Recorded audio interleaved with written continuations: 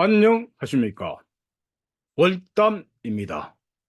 오늘은 부처님의 수행의 과정, 수행의 여정에 대해서 말씀드려 보겠습니다. 즉 말하자면 부처님께서 생로병사의 고통을 아시고 이를 해결하시고자 왕궁을 떠나서 수행을 하시게 된 것입니다. 그래서 부처님이 과연 어떤 수행을 해서 완전한 깨달음에 이르러셨는가 하는 과정을 간략하게 살펴보도록 하겠습니다. 첫째, 부처님은 왕궁을 떠나서 밀림에 가서 수행을 하시면서 그 당시 인도에 있는 아주 훌륭한 명상의 도인 즉 선지식을 찾아가셨습니다. 그래서 첫 번에 만나신 분이 박가와라는 선인 즉 성인이셨죠. 거기서 부처님은 성인 박가와로부터 처음에 공무변처라는 명상의 단계를 배우셨습니다. 이것은 허공의 세계가 끝이 없다는 것입니다. 즉 물질 세계를 떠난 허공의 세계가 완하다는 그런 가르침인 것입니다. 그러나 워낙 명상의 상근기죠. 상근기 아주 뛰어나신 그런 근기를 가지신 부처님은 단번에 이런 경지를 깨우쳤습니다. 그리고 다음에 배운 것은 식무변처라는 명상의 단계였습니다. 이것은 말 그대로 마음의 세계, 마음의 경지가 끝이 없다는 그러한 가르침인 것입니다. 명상의 단계, 선정의 단계인 것입니다.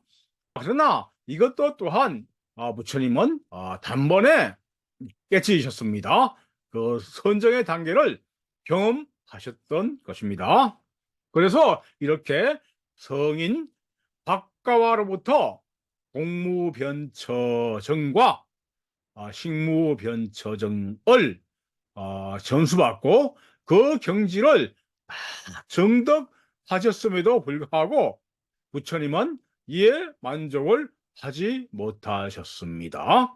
왜냐하면 부처님의 목적은 이러한 인간의 고통을 완전히 뿌리 뽑는, 완전히 해결할 수 있는 그러한 경지를 찾아 나선 것인데, 이 박가와로부터는 그러한 깨달음, 그러한 경지를 얻지 못하셨습니다. 그래서 박가와를 떠나서 다른 더 높은 경지의 서성을 찾아가게 된 것입니다. 그 다음 두 번째 서성이 알랄라 깔라마라는 성인이셨습니다.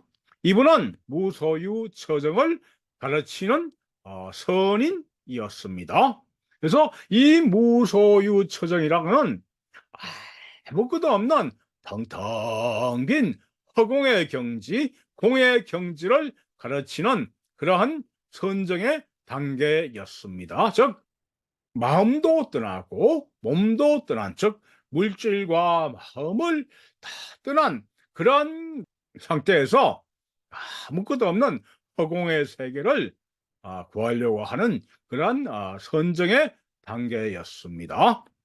놀랍죠? 굉장한 경지죠. 그렇지만은 부처님은 이 경지를 아주 쉽게 단번에 깨치게 된 것입니다. 이렇게 이러한 무소유처정을 깨달아도 부처님은 이에 만족을 할 수가 없었습니다. 왜냐하면 아까도 말씀드린 바와 같이 부처님의 목적은 우리가 겪고 있는, 우리 인간이 겪고 있는 이러한 고통을 완전히 없앨 수 있는 그런 선정의 경지를 찾아 헤맸던 것입니다. 그래서 이 서성 알랄라 깔라마 한테서도 역시 만족을 얻지 못하고 이 스승의 곁을 떠나게 된 것입니다. 더 위대한 스승을 찾기 위해서입니다. 그리고 마지막에 만난 스승이 붓다 까라마 붓다요. 성인이셨는데 이분은 이번의 경지요. 명상의 경지, 선정의 경지는 아주 높고 높았습니다. 즉 비상 비비상처였던 것입니다. 비상 비비상처 정이죠. 선정의 단계가요. 이것은 생각이 있는 것도 아니고 생각이 없는 것도 아닌 아주 미묘한 단계의 선정이었습니다. 그렇지만은 이것 또한 완전한 경지는 아니었던 것입니다. 즉, 이 선정 또한 미세한 생각은 남아있는, 그러니까 완전한 경지는 아니었던 것입니다. 그래서 이 경지 또한 부처님께서는 쉽게 이런 선정을 정득하시고도 만족을 하지 못하셨던 것입니다. 그래서 부처님은 아주 오래전부터 수행을 아주 많이 하셨기 때문에 이러한 선정을 쉽게 정득하신 것입니다. 그래서 이러한 스승들로부터 만족을 못했죠. 이런 그 비상 비비상체 같은 경지는요, 그 당시 인도 최고의 명상의 경지, 요가 명상의 경지, 였습니다. 그렇지만은 부처님은 이러한 인도의 모든 그 최고의 경지에도 만족을 못하셨습니다. 그래서 부처님은 이 마지막 서성을 떠나서 혼자서 수행을 하기로 마음을 잡수신 것입니다. 그래서 다시 더 깊숙한 밀림으로 들어가서 고행을 하셨던 것입니다.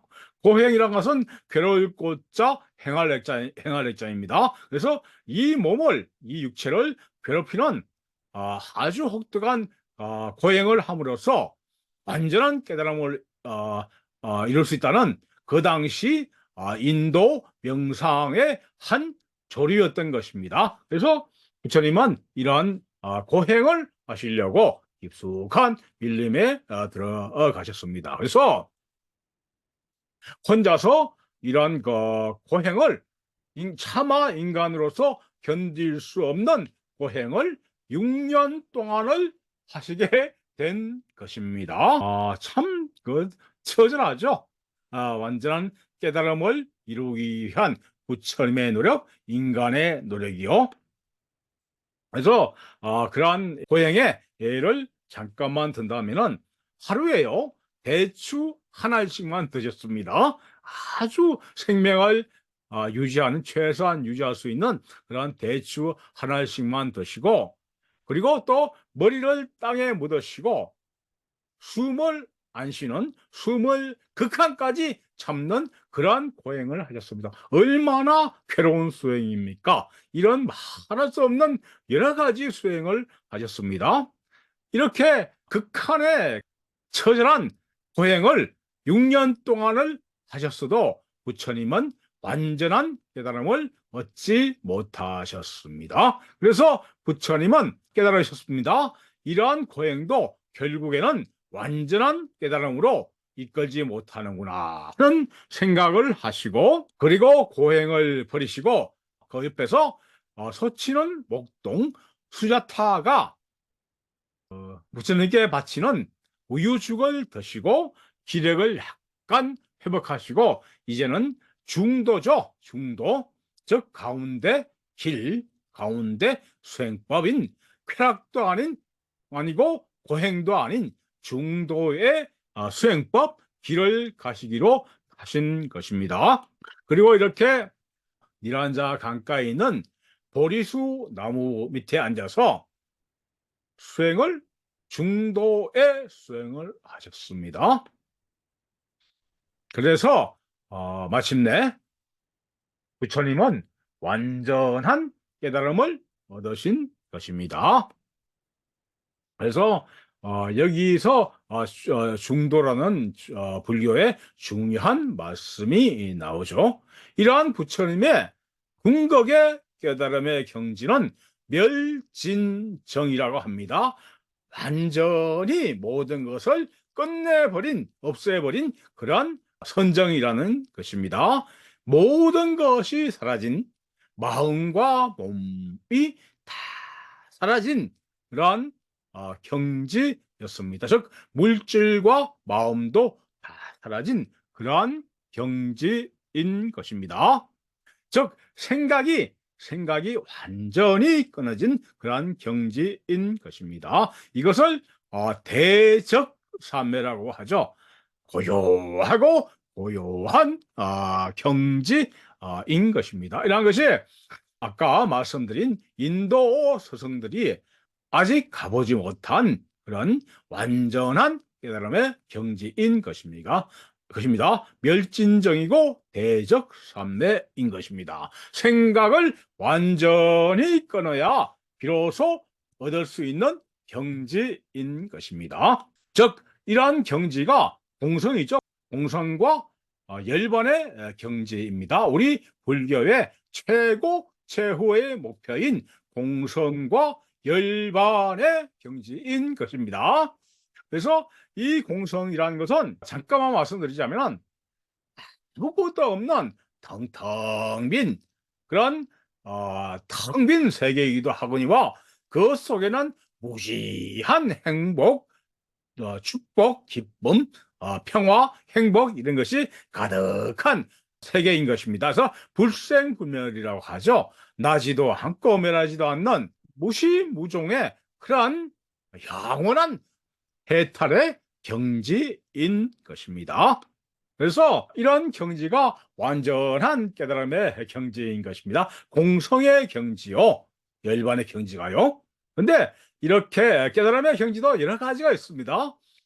낮은 깨달음부터 완전한 깨달음까지 아주 많은 단계가 있습니다. 그래서 아주 낮은 단계의 깨달음은 이러한 것을 조금 알고 그런 정도입니다. 이런 세계, 공성의 세계를. 그렇지만은 단계마다 그 깊이가 달라집니다. 그래서 완전한 깨달음의 경지에서는 마음이 딱 끊어져서 이러한 공의 세계에 녹아드는 것입니다. 10시간, 하루, 이틀, 3일, 몇 달 이렇게 아주 녹아드는 것입니다. 이것이 완전한 경지의 깨달음인 것입니다. 그래서 깨달았다고 해도 아직 이러한 경지에 도달하지 못하고 잠시 공의 경지를 엿본 정도 같으면 아직도 더 많은 수행을 해야 될 것입니다. 그래서 이러한 세계가 부처님이 깨달으신 완전한 깨달음, 공성의 세계, 그리고 열반의 세계인 것입니다. 그래서 이 채널, 이 영상을 앞으로의 영상을 통하여서 계속 이러한 공성과 열반의 세계에 대해서 더 자세하게 말씀드리도록 하겠습니다. 오늘은 이만 하겠습니다. 감사합니다.